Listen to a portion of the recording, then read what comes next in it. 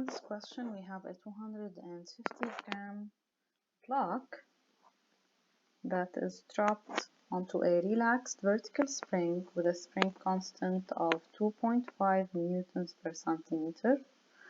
So this block is dropped on this spring, which was initially relaxed, and the block becomes attached to the spring,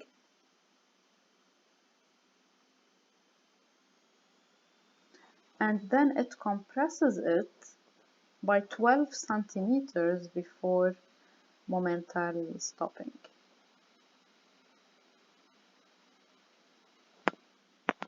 So the compression is 12 centimeters. This is the maximum compression. While the spring is being compressed, what work is done on the block by the gravitational force on it? So first we want to find the work done by gravity or the weight, and then we want the work done by the spring force. So if we want to look for the work done by gravity, we know that this is going to be equal to the gravity itself times the displacement. We notice here that the gravity makes a motive or positive work because it supports the compression of the spring, and it's along the direction of displacement, so it's going to be positive. So we can simply calculate the work done here. We change the mass to SI unit, and the distance covered is the compression itself, which is 12 centimeters or 0.12 meters. So if we calculate this, we get 0.29 joules. In part B, we want the work done by the spring force or the restoring force of our spring. Now we know that this is going to be equal to half kx squared, whatever x is. X here is the compression. However, we need to notice that here the restoring force or the force exerted by the spring, as you can see here, it's upwards, so it is opposing the direction of the displacement, which is, as shown here, it's downwards. So the work done by this force is going to be negative, and we can put the minus sign and substitute. So if we calculate this, we get a work of minus 1.8 joules. In part C, we want the speed of the block just before it hits the spring. So we want V at this instant actually.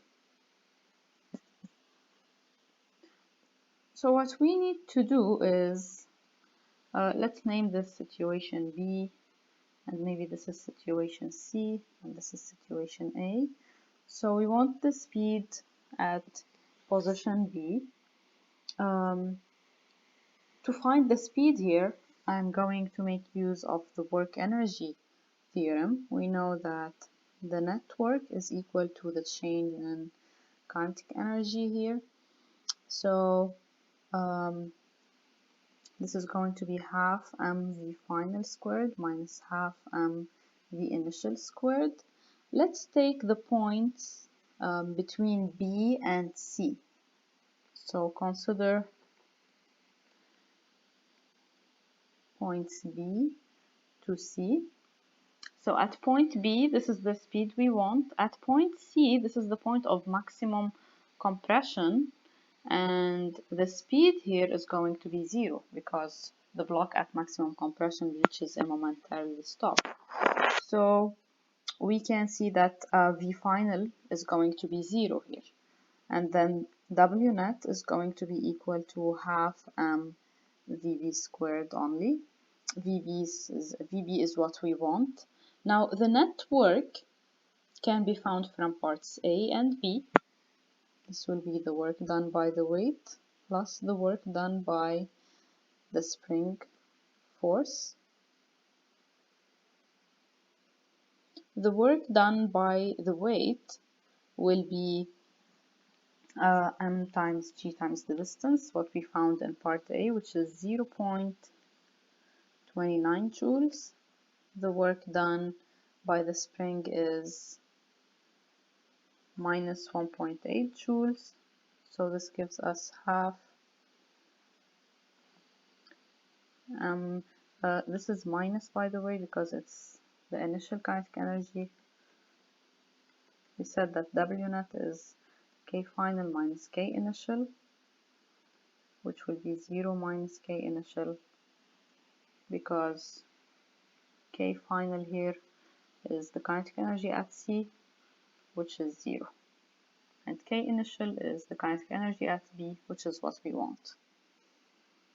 So this is minus half times M. M is 0.25 times VB squared. So we can find VB. If we calculate this, we will find that the speed here is 3.47 meters per second. In part D, we are told if the speed at impact is doubled, what is the maximum compression of the spring? So it's as if the speed at B is doubled and we want to find the maximum compression.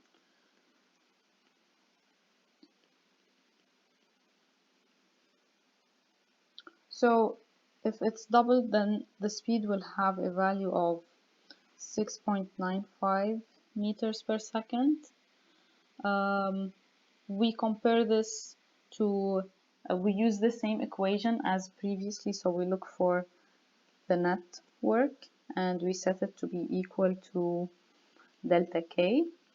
And again, look for points B to C.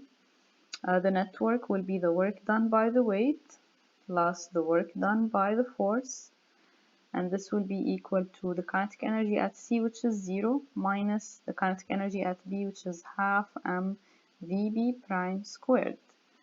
So the work done by the weight is not going to change because the weight didn't change. So this will still be 0.29 joules. The work done by the restoring force will be different. So it will be minus half K x prime squared.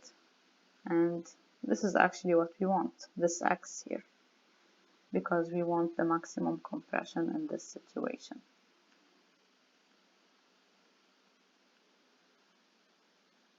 So we have the value of K,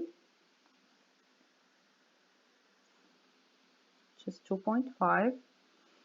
X prime is what we want. And we just substitute the rest of the terms, and if we solve this, we're going to find the new compression to be 0.23 meters. So we are able to find the new compression again using the work energy theorem.